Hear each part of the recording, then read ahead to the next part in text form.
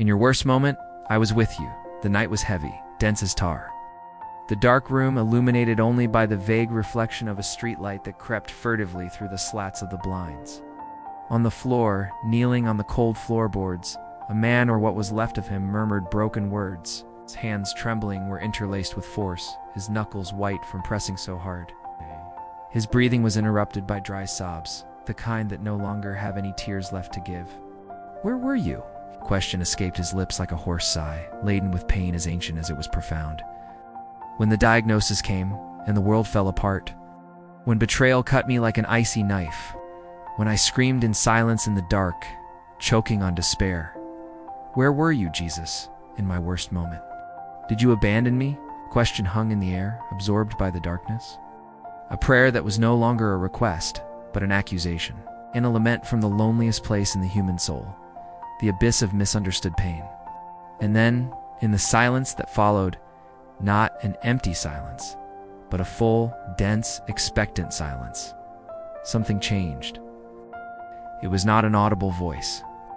There were no lightning bolts, no trumpets, no supernatural lights. But in the heart of that shattered man, a presence made itself felt. A calm that was not of this world enveloped him, gentle and firm as a mantle. And in the depths of his spirit, words began to form, clear as spring water, was a response. The response, "Son, you ask where I was? Let me show you. I was in the same place I was on the cross when I cried out to heaven, my God, why have you forsaken me?" Do you remember? The moment of greatest abandonment in history was not yours, it was mine. I chose to descend to the very bottom of the pit of human abandonment. Not to observe it from afar, but to inhabit it, so that no abyss would be so deep that my grace could not reach it.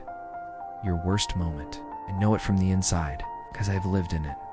When the doctor's news fell on you like a sentence, and the air was sucked from your lungs, and the future crumbled in seconds, were you alone in that office? Look again, closer.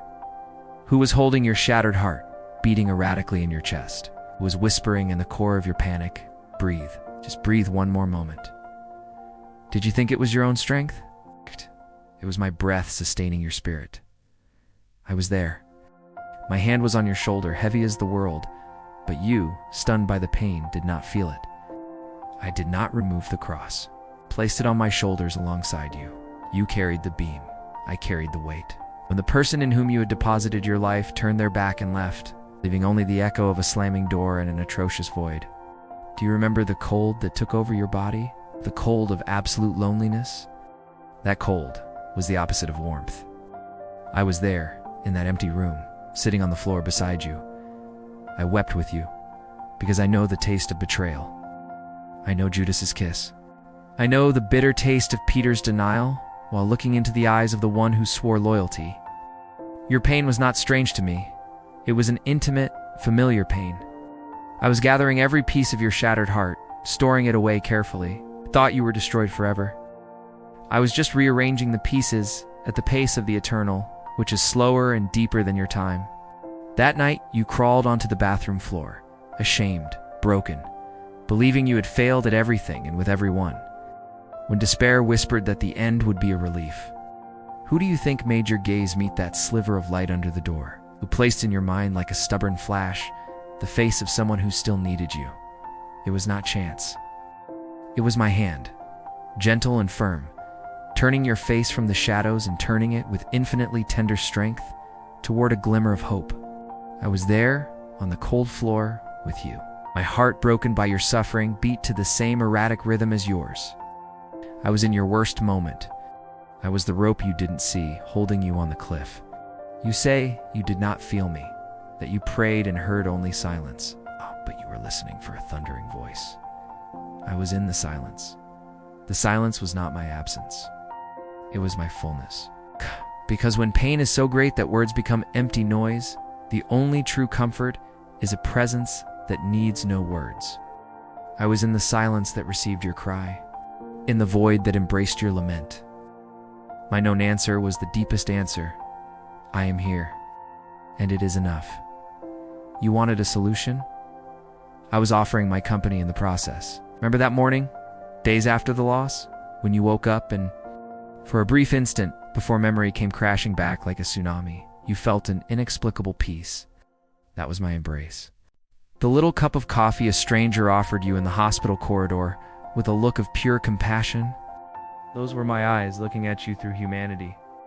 The song that played on the radio exactly with the lyrics you needed to hear. My voice whispering through creation. The inexplicable strength that arose from nowhere for you to get out of bed and take one more step when your body and soul could no longer take it. That strength was not yours. It was my resurrection flowing within you. My grace is sufficient for you, for my power is made perfect in weakness. You look at your worst moments and see only the scars, the darkness, the loneliness. But I see something more. I see the places where our relationship deepened in a way that superficial joy never could. I see the wasteland of your pain where seed by seed I planted resilience, compassion, a faith forged in fire and not in theory. You feel marked by tragedy, and you are. But the marks you carry are identical to the marks on my wrists. They are not a sign of my abandonment. They are the seal of my total identification with you. I carry your marks on my glorified body. Your pain is eternally united to mine. I did not promise a rose garden. I promised. I am with you always, to the very end of the age. In this world you will have trouble. That was a guarantee, not a possibility. But the second part of the promise is, but take heart, I have overcome the world. Victory is not the absence of battle, it is my unwavering presence in the midst of it. Your worst moment was not a deviation from the plan, nor a sign of my disdain. It was the place where our story became more sacred, more real, more inextricably intertwined. It was in the Gethsemane of your suffering that you, like me, sweated drops of blood and anguish. It was there in total darkness that you learned to say, not with your lips, but with your crushed soul, not my will, but yours be done. And that prayer, born of desperation, is the most powerful a human being can utter. It changes everything, because it aligns your fragile human heart with the omnipotent heart of God. You were looking for a spectacular miracle. I was performing the greatest one of all, preventing you from getting lost inside your own pain, keeping your flame lit, even when everything around you was icy wind. You were focused on surviving. I was focused on transforming your pain into empathy, your brokenness into humility, your loss into dependence, and your survival into a testimony. Therefore, son, when you look back and see that dark trench, do not see only the shadow, see the footprints. There were 2 sets in the sand wet with your tears. The deeper ones, sunk by the weight, were yours. The others, beside them, supporting, steadying, were mine. And in the stretches where you see only one set of footprints, the moments you were certain you were completely alone, that was not when I carried you. It was when you were exhausted, could no longer walk, and I picked you up in my arms. Your worst moment was not the moment of my absence. It was the moment of my most intimate closeness. When you were most unaware of me was when I was most active, because love never works so hard as when the beloved is vulnerable, lost, and without even the strength to ask for help. I was with you. I am with you, and I always will be. Now breathe and rise. The night was long, but dawn is already tinting the sky. You are not alone. You never were. The presence began to withdraw, not as a departure, but as the tide recedes, leaving the sand wet and renewed. The man was still kneeling on the cold floor. The pain was still there. The circumstances had not changed, but everything was different. The room was no longer dark. It was immersed in a sacred twilight. The weight on his chest had not disappeared, but it had transformed. It was no longer a crushing burden. It was a shared weight, distributed, bearable. He took a deep breath, a sigh that came from the depths, clean and tremulous. The question, "Where were you?" no longer burned like an accusation. Now it was a confession.